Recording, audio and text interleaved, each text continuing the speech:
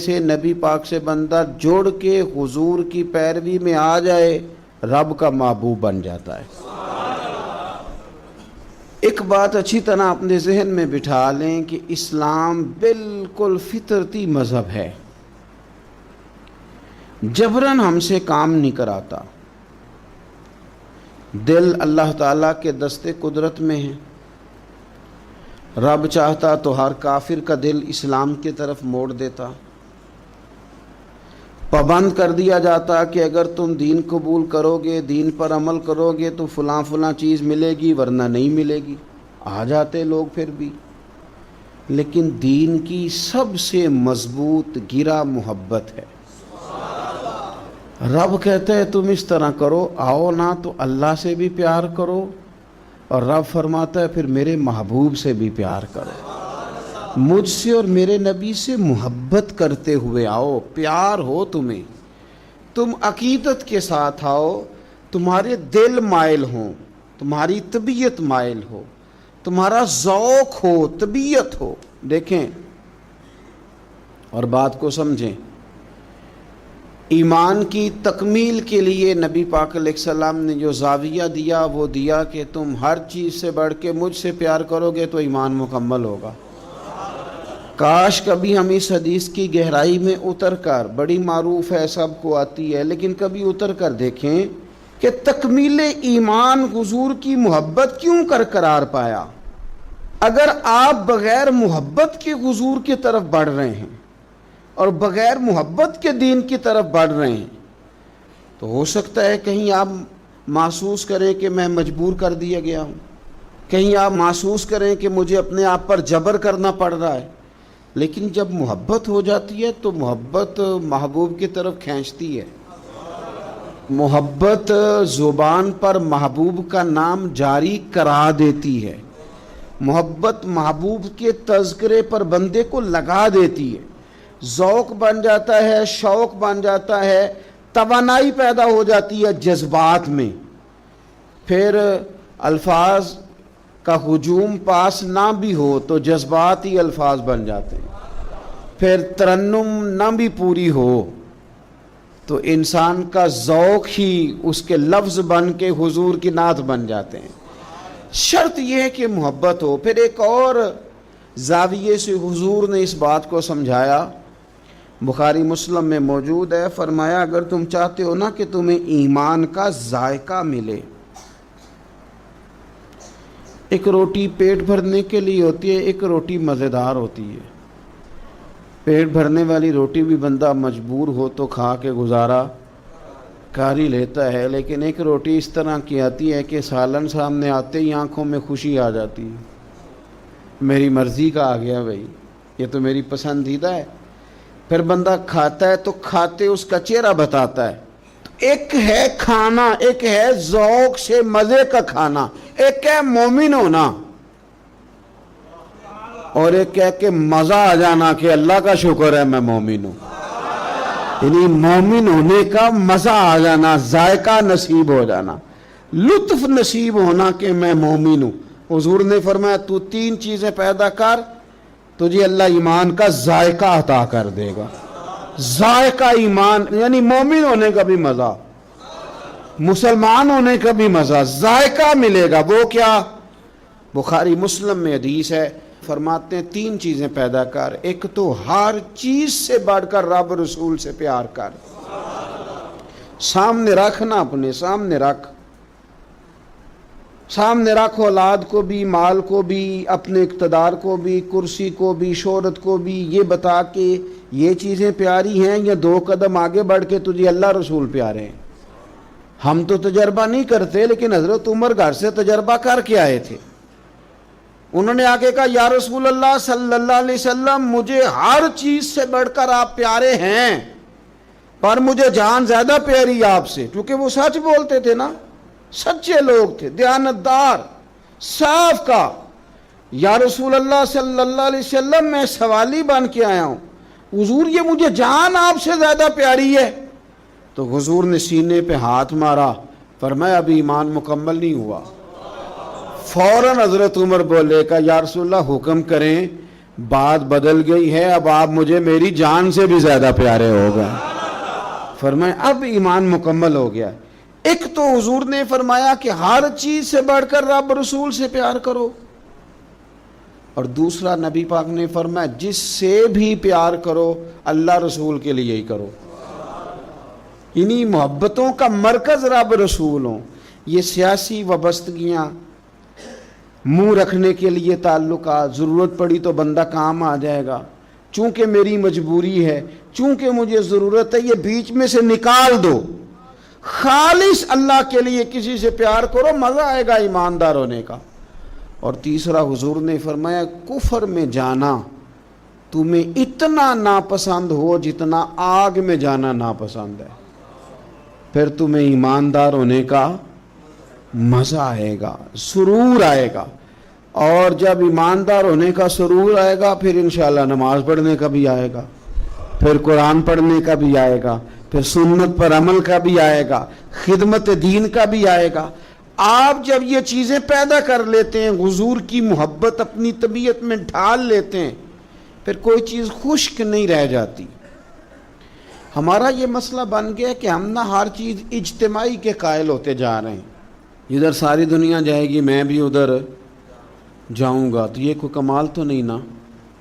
اور مرحوم اعظم نے تو کہا تھا اعظم ہمارے ہاتھ سے پیمانہ ہی گر گیا، ہر بل ہوس کے ہاتھ میں پیمانہ دیکھ کر، کہتے سارے ادھر چل پڑے تھے تو اب میں نے یہ رستہ چھوڑ دیا ہے، اب میں کسی وہ شاید فراز نے کہا تھا کہ شدت تشنگی میں بھی غیرت میں کشی رہی، بڑی پیاس تھی پر پھر بھی ہم نے غیرت سے پیا جو بھی پیا، شدت تشنگی میں بھی غیرت میں کشی رہی، اس نے جو پھیر لی نظر تو ہم نے بھی جام رکھ دیا۔ تو ساری دنیا جا رہی ہے تو پھر ہم نے جانا ہے، یہ تو بات ہی ٹھیک نہیں بھئی۔ اب سارے چونکہ کہہ رہے ہیں یکم ربیع الاول سے 12 ربیع الاول تو اظہار محبت کرنا ہے تو ٹھیک ہے میں بھی کر دیتا ہوں، یہ محبت جو ہے نا، محبت موسموں کی پابند ہے۔ یعنی یکم محرم سے 10 محرم تک محبت اہل بیت آپ کریں تو محبت اہل بیت تو ایمان ہے۔ آپ فقط یکم سے 12 ربیع الاول تک ذکر کریں تو یہ تو ایمان ہے۔ محبت یہ تو ہر وقت ہونی چاہیے تھی۔ اجتماعی محبت کا ماحول جو ہم بناتے جا رہے ہیں نا کہ اب ساری دنیا یہ بات کر رہی ہے تو لہذا میں بھی کروں، تو یہ ٹھیک نہیں۔ کیوں؟ اس لیے کہ سارا مکہ جب مخالفت کرتا تھا اور معاذ اللہ ثم معاذ اللہ طرح طرح کی باتیں کرتا تھا، اس وقت عشق کے سب سے بڑے پیغامبر بن کے حضرت صدیق اکبر کھڑے ہو گئے تھے۔ انہوں نے بتایا تھا کہ محبت معنیوں الفاظ میں آیا نہیں کرتی، اور یہ وہ شے ہے جو لفظوں میں سمایا نہیں کرتی۔ ہم کیا اس کو اس طرح پابند کریں گے کہ پہلے سارے پیار کریں تو پھر ہم نے کرنا؟ نہیں، کوئی کرتا تو نہ کرے نا، ہمیں تو پیار ہو گیا ہے مدینے والے سے، ہو گیا ہے تو بس ہو گیا ہے۔ ان لوگوں نے ہمیں بتایا ہے کہ یہ اس طرح کا ماحول نہ بناؤ کہ اب ساری دنیا چل رہی ہے تو میں نے بھی چلنا ہے۔ حضور کی محبت ایمان ہے۔ محبت جو ہوتی ہے نا وہ تو ڈھال دیتی ہے بندے کو، کچھ چیزوں پر مجبور کر دیتی ہے۔ حضرت عتبہ رضی اللہ تعالیٰ عنہ فرماتے ہیں ایک سادے سے، خوبصورت سے، میٹھے سے، تھوڑے جملے بولنے والے صحابی، کچھ لوگ اپنی سادگی میں مست رہتے ہیں، وہ بالکل ایسے نہ یکدم حضور کے سامنے کھڑے ہوئے آ کے تو عرض کرتے ہیں یا رسول اللہ صلی اللہ علیہ وسلم طبیعت مبارک ٹھیک ہے، چہرے پہ کمزوری ہے؟ تو محبوب نے فرمایا میں نے کچھ دنوں سے کھانا نہیں کھایا۔ فقر اختیاری ہے میرے نبی پاک کا، یہ دو جہاں کے شاہ ہیں، بس پاس کچھ رکھتے نہیں، اختیاری فقر ہے، بس کھجور پانی پہ گزارا ہے، کئی دنوں سے کھایا نہیں۔ صحابی نہ دوڑے گئے گھر میں، ٹٹولا سارے گھر کو، کوئی چیز نہیں ملی کھانے کی۔ دوست احباب سے پوچھا، کوئی چیز میسر نہ آئی۔ بنو قریظہ یہودیوں کا علاقہ تھا، ان کے باغات تھے، پہنچ گئے، ایک شخص سے جا کے کہا مزدوری ملے گی؟ ਲੱਗਾ ਜਦੋਂ ਮੈਦਾਨ ਅਜ਼ਲ ਦਾ ਤੇ ਲੋਕੀ ਚੋਰਾਂ ਵਾਂਗ ਸੁਧਾਏ। ਕਿਸੇ ਨੇ ਲੁੱਟ ਲਈ ਇਲਮ ਦੀ ਦੌਲਤ ਤੇ ਉਸ ਹਾਸੇ ਝੋਲੀ ਪਾਏ। ਆ ਸੱਜਣਾ ਵੇਖ ਜਹਾਲਤ ਸਾਡੀ, ਅਸੀਂ ਇਸ਼ਕ ਖਰੀਦ ਲਿਆ है। कोई मजदूरी मिलेगी? उसने कहा हाँ, कुछ दरख्तों को पानी देना है। मजदूर आया नहीं, तो पानी भी ज़रा कुएं में गहरा है, अगर एक डोल पानी का निकालो तो एक डोल के बदले एक खजूर दूंगा। सहाबी ने झोली अपनी फैलाई खजूरें डालने के लिए। एक डोल पानी का निकाल के वहाँ रखते, एक खजूर झोली में डालते, एक डोल निकाल के रखते, एक खजूर झोली में डालते। जब झोली पूरी भर गई खजूरों से तो खुशी खुशी हंसते मुस्कुराते। तोहफे में जज्बा होना चाहिए, तोहफे की कीमत उसका जज्बा होता है। आप महंगा तोहफा लेके आए और हैं आप सियासतदान, निकलवाना आपने कोई काम है, तो वो तो सियासी रिश्वत है, वो तोहफा थोड़ी है। तोहफे का भी कभी वजन होता है, तोहफे की भी कभी कीमत होती है, तोहफे के भी जो खुलूस होता है। झोली भरी हुई खजूरों की ला के मुस्तफ़ा करीम की बारगाह में पेश की, हाथों पे छाले, वजूद पर बज़ाहर मिट्टी लगी हुई, ला के वो सारा कुछ हुजूर की बारगाह में पेश किया। करीम महबूब ने खजूर उठाई, उठा के खाई और खाते ही आंखों में आंसू आए। फरमाया तुझे किसने मजबूर किया था ये काम करने को? किसने मजबूर किया?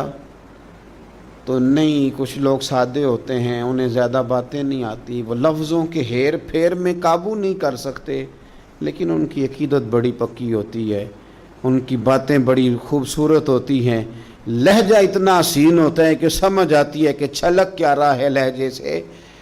किस चीज़ ने मजबूर किया? तो लंबी बात कोई नहीं की, कहने लगे हुजूर सादी सी बात है, हमें कौन मजबूर कर सकता है, हमें तो आपकी मोहब्बत ने ही मजबूर किया है। बस ये मोहब्बत है ना, प्यार हो गया है ना, ये प्यार हो गया तो बस निकल गए, दौड़ा है, इस मोहब्बत ने मजबूर किया, चला गया।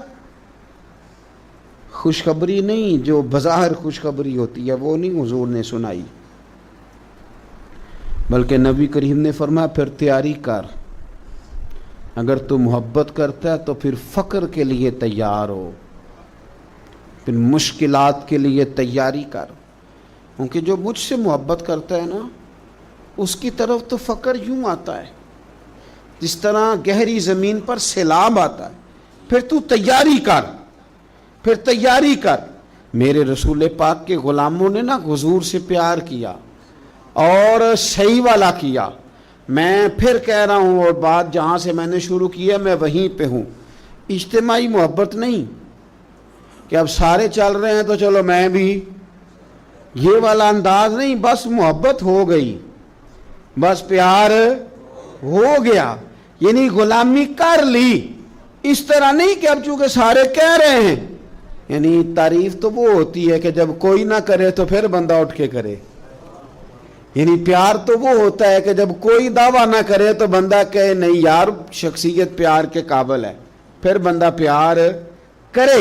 सहाबाए किराम अलैहिम रिदवान का जो अंदाज है ना, वो सोसाइटी को देखकर नहीं बना, वो मुआशरे को देखकर नहीं बना, हालात को देखकर नहीं बना, बल्कि उनकी रूह ने गवाही दी कि मदीने वाले से प्यार करना चाहिए, हुजूर से मोहब्बत करनी चाहिए। देखें जंगों के दिनों में ना, जंगों के दिनों में शायरियाँ नहीं होती, जब फौजें सरहदों पे खड़ी हों तो फिर गज़लें नहीं कही जाती, जब हालात पूरे उरूज पे हों तो फिर इस तरह की कैफियत थोड़ी होती हैं।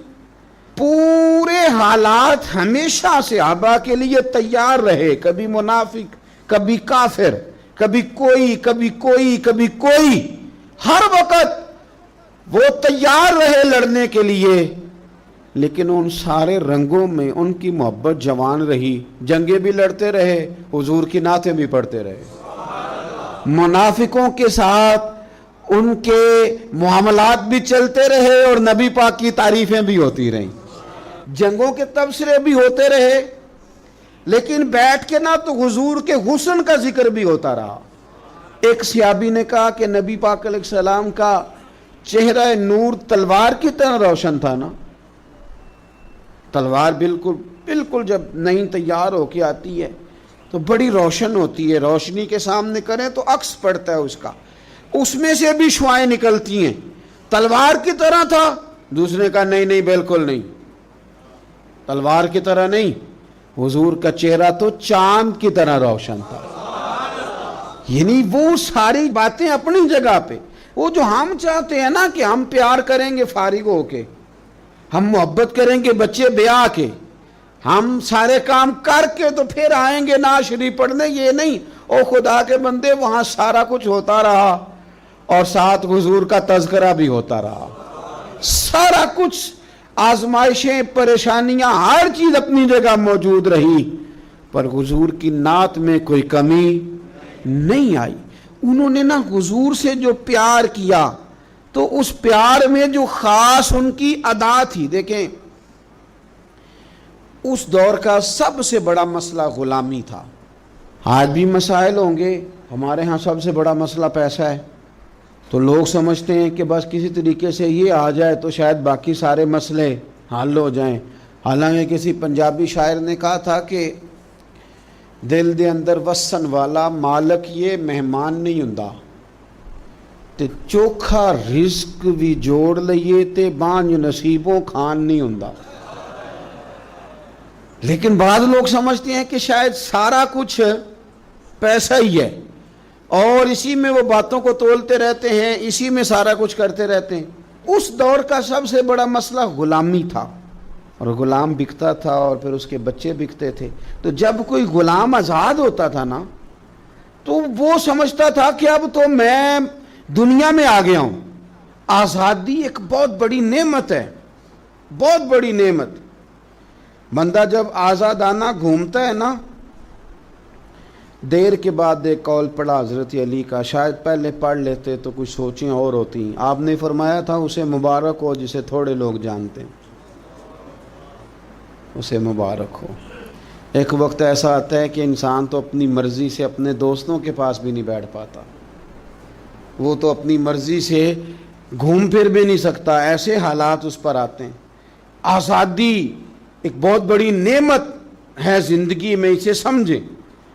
تو اہل عرب کے ہاں غلام کا آزاد ہونا اتنی بڑی نعمت تھی کہ وہ بندہ سمجھتا تھا دنیا میں ہی آج آیا ہوں. حضرت زید بن حارثہ نبی پاک کے غلام ہیں. بچپن میں کسی نے اغوا کیا, مکے لا کے بیچا, اور پھر حضرت خدیجہ الکبریٰ رضی اللہ تعالی عنہا کے ذریعے حضور کی بارگاہ تک آ گئے. ان کے والد اور چچا اور ایک روایت میں ان کا بھائی پیسے لے کے حضور کی بارگاہ میں آئے. کہا ہمارا بیٹا آپ کے پاس ہے, یہ پیسے لے لیں, ہمیں دے دیں, ہم نے لے کے جانا ہے. تو نبی کریم صلی اللہ علیہ وسلم نا بات سن کے مسکرائے. کچھ مسکراہٹیں بڑی معنی خیز ہوتی ہیں. حضور مسکرائے, فرمایا میں زید کو بلاتا ہوں, اگر وہ تمہارے ساتھ جانا چاہے تو یہ پیسے تم ساتھ اپنے پاس رکھو, ایسے مفتی لے جانا اگر جانا چاہے.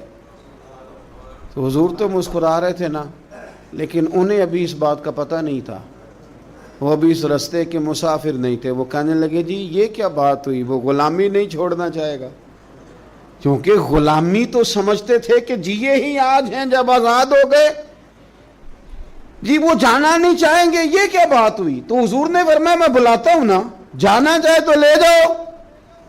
اللہ کے رسول صلی اللہ تعالی علیہ وسلم نے بلایا, جناب زید بن حارثہ آئے, فرمایا والد اور چچا آئے ہیں.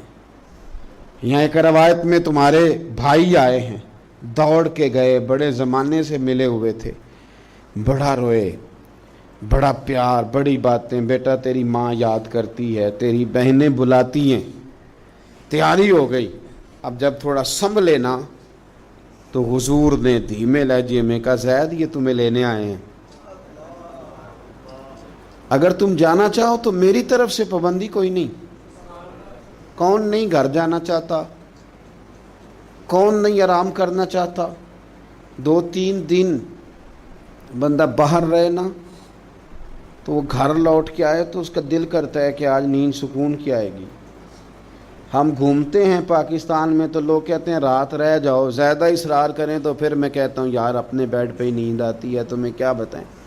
گھر کون نہیں جانا چاہتا, اپنے بہن بھائیوں سے کون نہیں ملنا چاہتا. قرار ہی سارا وہاں ہے, سکون اور راحت ہی وہاں ہے. اس کی تو خواب کبھی آ جائے بندے کو اپنے گھر کی تو وہ خواب بڑی تسلی دے جاتی ہے. تو حضرت زید سے حضور نے فرمایا جانا چاہو تو چچا کا تو خیال تھا نا کہ یہ دوڑ لگا دے گا, یہ بھاگ جائے گا. گھر قریب آتا ہے تو حضور بھی سواریاں, مدینہ قریب آتا تو تیز کر دیا کرتے تھے, تو یہ تو دوڑے گا.